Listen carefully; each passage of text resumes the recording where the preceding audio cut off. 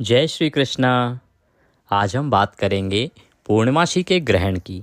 क्या पूर्णमासी को ग्रहण है या नहीं है? जो खबरें आ रही हैं, जो वीडियो सामने आ रहे हैं, उनमें कितनी सच्चाई है? यदि ग्रहण है तो भारत में दिखेगा या नहीं दिखेगा? अगर दिखेगा तो सूतक का समय क्या रहेगा और क्या रहेंगी सावधानियां? ग्रहण के समय कुछ सावधानियां बरतनी होती हैं। क्या हैं वो सावधानियां जिनका आपको ध्यान रखना चाहिए? किस समय से किस समय के बीच में आपको नहीं खाना है? गर्भवती माताएं बहनें जो हैं उनको विशेष रूप से किन नियमों का पालन करना है? ग्रहण के सूतक काल में आप कब खा सकते हैं, कब नहीं खा सकते हैं? कौन कौन लोग हैं जिन पर नियम लागू नहीं होते जो खा सकते हैं? और क्यों ग्रहण के समय में नहीं खाया जाता है? इसका कारण क्या है? किस प्रकार से अपने भोजन को दूषित होने से या ग्रहण के प्रभाव से बचाया जाए, उसके लिए क्या उपाय किया जाए?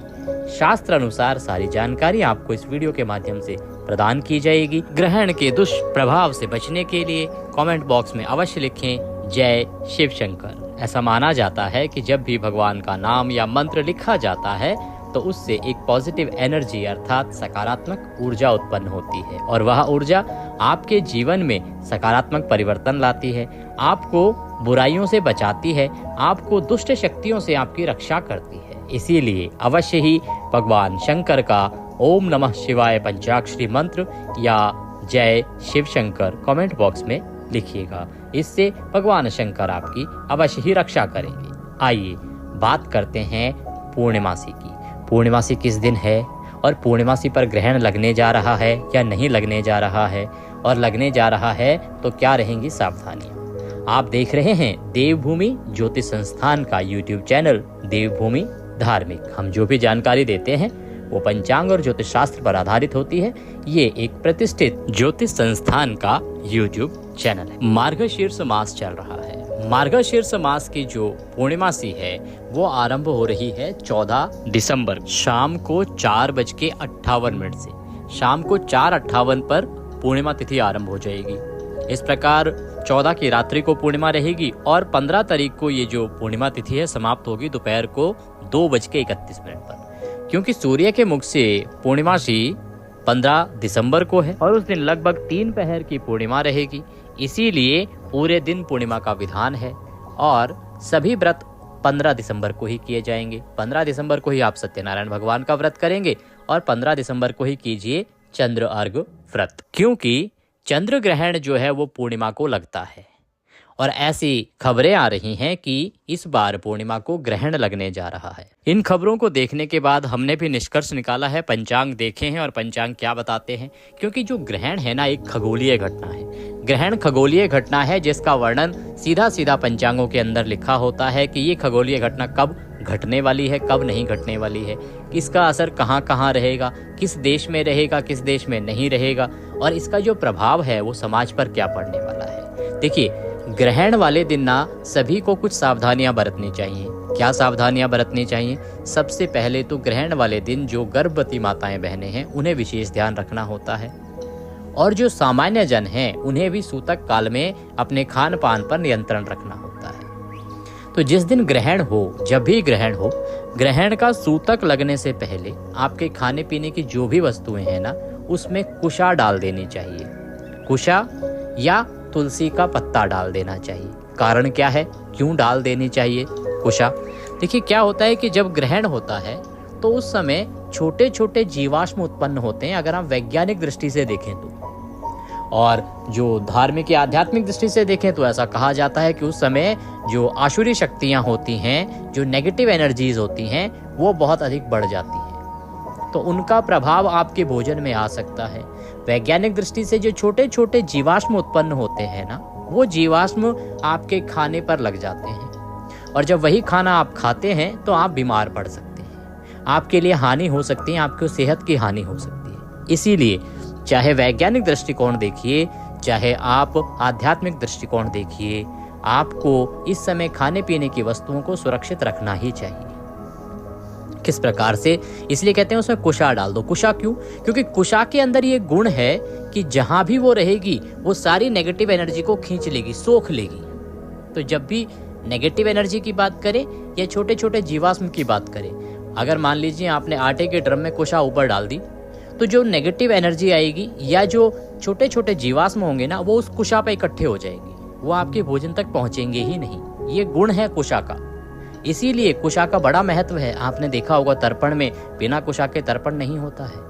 कुशा वह पौधा है या कुशा वह जड़ है जिसका सनातन धर्म को मानने वालों के लिए बहुत अधिक महत्व है। तो आपको भोजन की सभी सामग्रियों में कुशा डाल देनी चाहिए। कुशा ना डाल सकें तो आप तुलसी के पत्ता डाल दीजिए। ये करना होता है आपको सूतक लगने से पहले, जिससे कि सूतक के समय में और ग्रहण के दौरान किसी भी प्रकार की हानि आपके भोजन को ना हो। अब देखना होता है कि सूतक कब लगता है। जो ग्रहण का समय होता है ना, उससे 9 घंटे पहले, यदि चंद्र ग्रहण है तो 9 घंटे पहले सूतक लगता है, और यदि सूर्य ग्रहण है तो ग्रहण के 12 घंटे पहले सूतक लगता है। और जैसे ही ग्रहण समाप्त होता है उसके साथ ही सूतक काल भी समाप्त हो जाता है। इसके बाद जैसे ही सूतक समाप्त होता है तो आपको सारी साफ सफाई पुनः करनी चाहिए। साफ सफाई करने के बाद पूरे घर में गंगाजल छिड़के, क्योंकि गंगाजल में यह गुण है कि वह नेगेटिव एनर्जीज को समाप्त कर देता है, हानिकारक जीवाश्म को समाप्त कर देता है। इसीलिए आपको पूरे घर में गंगाजल छिड़कना चाहिए। स्नान आदि यदि संभव हो तो आपको स्नान आदि करके और उसके बाद ही भोजन ग्रहण करना चाहिए। ज्योतिष का मत तो यही होता है, आध्यात्मिक दृष्टि से भी यही मत है कि आपको ग्रहण के बाद स्नान आदि करना चाहिए, घर की साफ सफाई करनी चाहिए, गंगाजल छिड़कना चाहिए, और जितनी भी कुशा आपने डाली है भोजन की सामग्रियों में उसको निकाल के फेंक देना चाहिए, और उसके बाद स्नान आदि करके ही आपको भोजन आदि ग्रहण करना चाहिए। आप देखेंगे कि जो सूतक का समय होता है ना, जब ग्रहण का सूतक लगा होता है उस समय में मंदिर भी बंद रहते हैं, मंदिर के कपाट भी नहीं खोले जाते हैं, भगवान की पूजा भी नहीं की जाती है। तो फिर क्या करना चाहिए?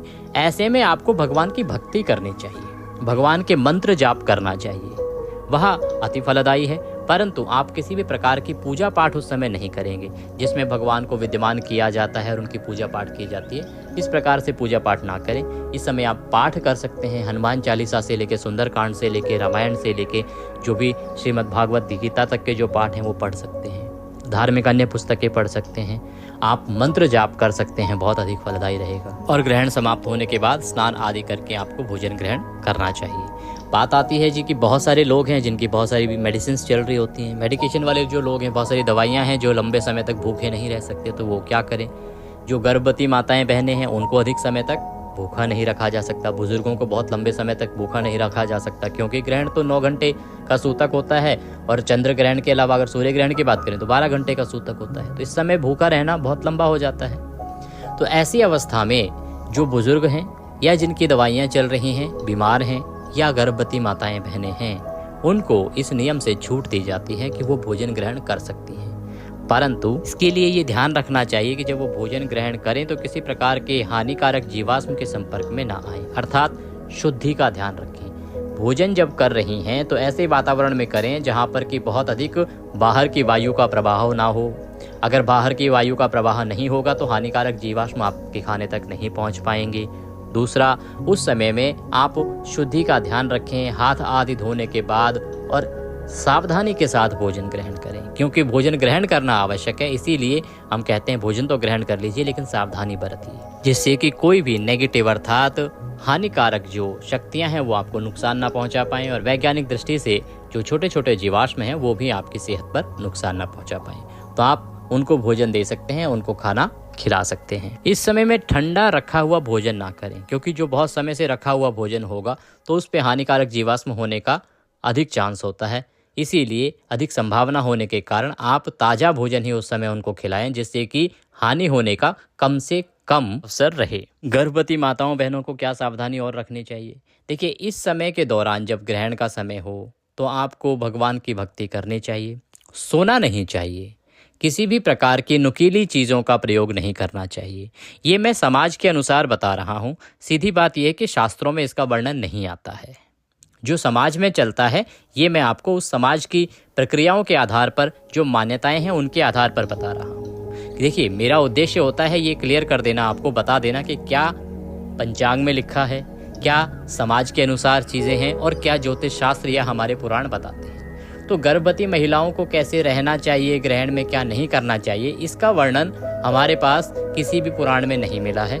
परंतु जो समाज कहता है, समाज जो मानता आया है ना, उसके अनुसार भी हमें कुछ चीज़ों को देखना होता है और उसके अनुसार भी चलना होता है, क्योंकि समाज का अपना अनुभव है, ये हमारी पीढ़ियों ने हमें दिया है। पुरानी पीढ़ियाँ जिस हिसाब से बीती हैं उनकी ये देन है, तो उनके अनुसार भी हमें चलना चाहिए। तो ये कहता है समाज कि आपको इस समय में किसी भी प्रकार की नुकीली वस्तुओं का प्रयोग नहीं करना चाहिए, चाकू आदि से काम नहीं करना चाहिए, काटना नहीं चाहिए, बुनना नहीं चाहिए, सोना नहीं चाहिए, भगवान की भक्ति करनी चाहिए, भगवान के किताबें पढ़िए, आप अच्छी धार्मिक किताबें पढ़िए या मंत्र जप आदि कीजिए, ये आपके लिए उत्तम रहेगा।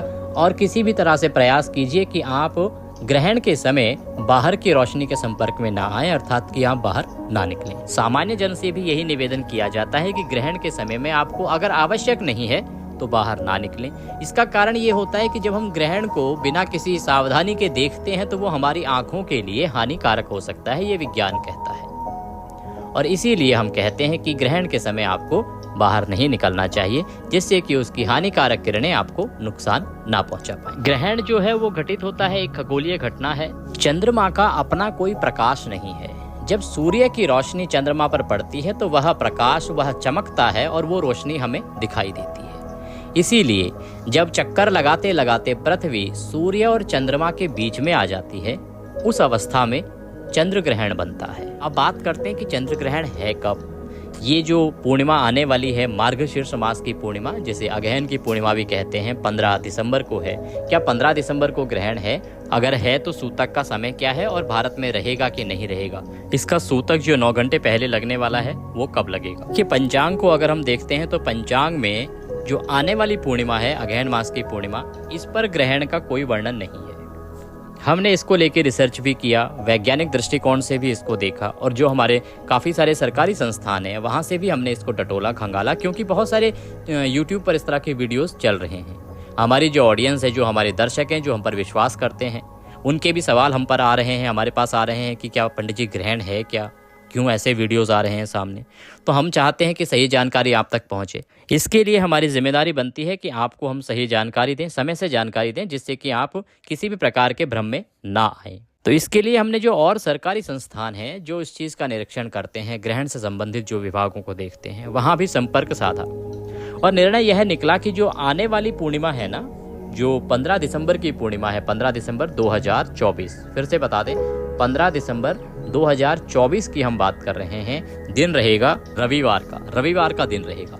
इस दिन कोई ग्रहण नहीं है, इस दिन कोई ग्रहण नहीं है। 15 दिसंबर पूर्णिमा जो आ रही है, अगहन मास की पूर्णिमा, इस पर कोई ग्रहण नहीं है। हाँ, ग्रहण है, जो अगला ग्रहण रहेगा वो रहेगा फाल्गुन मास की पूर्णिमा पर। फाल्गुन मास की पूर्णिमा कब आएगी? फाल्गुन मास की पूर्णिमा आती है मार्च में जो पूर्णिमा है फाल्गुन मास की, उस पे ग्रहण रहेगा। इस पूर्णिमा पर कोई ग्रहण नहीं है।